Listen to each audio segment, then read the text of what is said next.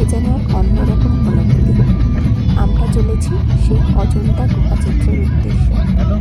যাওয়ার পথে দুপাশে রয়েছে অসাধারণ প্রাকৃতিক সৌন্দর্য।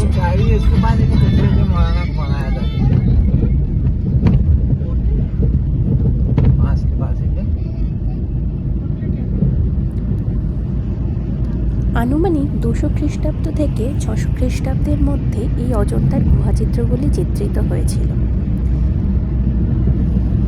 তবে তার পরবর্তীকালে বিভিন্ন কারণে এই গুহাগুলো জনমানবহীন হয়ে পড়ে এবং লোকচক্ষুর আড়ালে চলে যায়। সহ্যাদ্রি পর্বতমালার কোলে অজন্তার গুহাগুলো অর্ধচন্দ্রাকারে অবস্থিত। পাহাড়ের গায়ে সিঁড়ি বেয়ে ধাপে ধাপে ওপরে উঠতে হয় এবং এই গুহাগুলির নিচে দিয়ে বয়ে গেছে বাঘোরা নদী। জানা যায় 1819 সালের মাদ্রাজ রেজিমেন্টের ক্যাপ্টেন জন স্মিথ সেনাদল নিয়ে বাঘোরা নদী সংলগ্ন জঙ্গলে শিকার করতে গিয়েছিলেন এবং সেই সময়ই তিনি নদীর ওপারে এই পরিত্যক্ত গুহাস্তূপ এবং ভাঙা খিলান নজরে আসেন। এরপর তার ঊর্ধ্বতন কর্তৃপক্ষকে এই বিষয়টি জানান এবং এটি রয়্যাল এশিয়াটিক সোসাইটির বার্ষিক রিপোর্টে প্রথম প্রকাশ পায়।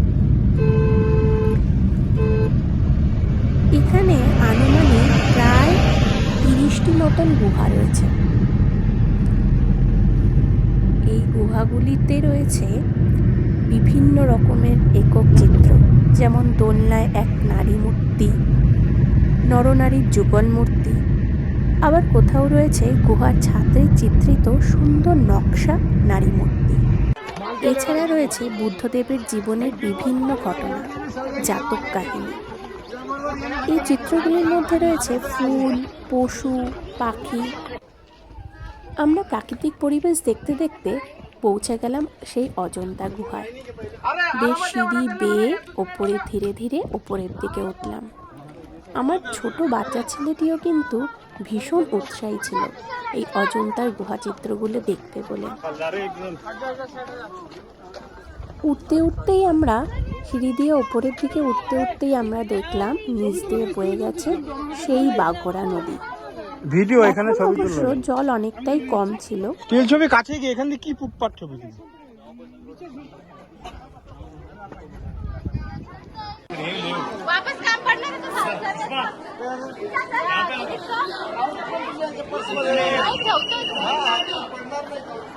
ঐতিহাসিকরা মনে করেন এই অজন্তার গুহাচিত্রগুলি দুটি পর্বে নির্মিত হয়েছিল। এক খ্রিস্টপূর্ব 5ম শতকে রাজা বিম্বিসারের পৃষ্ঠপোষকতা বৌদ্ধ ধর্ম বিস্তৃতি লাভ করে এবং তার পরবর্তীকালে 3য় শতকের সম্রাট অশোকের আমলে আরও বিস্তৃতি লাভ করে। তাছাড়া পরবর্তীকালে সম্রাট কনিষ্কের সময়ে বৌদ্ধ ধর্ম হীনযান এবং মহাযান বেড়ে যাবে, এই দুই দলে ভাগ হয়ে যায়।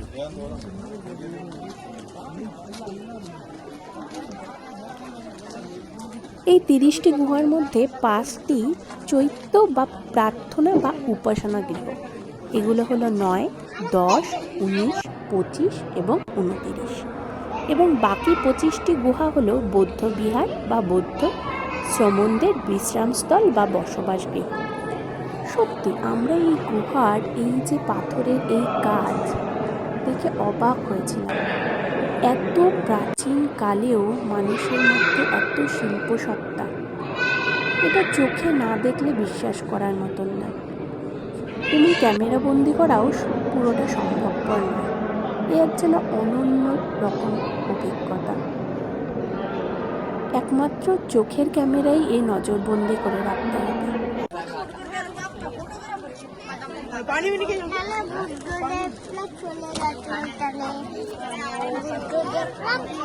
এবং এর বাইরের পরিবেশও ছিল অসাধারণ। প্রত্যেকটা খিলানের গায়ে অসম্ভব সুন্দর কাজ।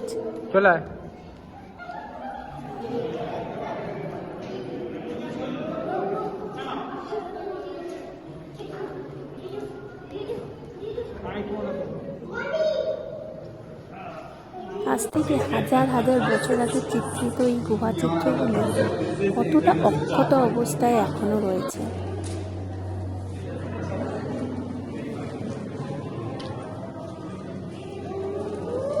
সত্যি একটা দারুণ সুন্দর মুহূর্ত আমরা এখানে ক্যামেরা বন্দি করতে পেরেছি।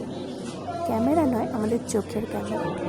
যদি আমাদের এই ব্লগটি পছন্দ হয় আপনাদের, অবশ্যই আমাদের চ্যানেলটি লাইক এবং সাবস্ক্রাইব করে আমাদের পাশে থাকবেন। নমস্কার।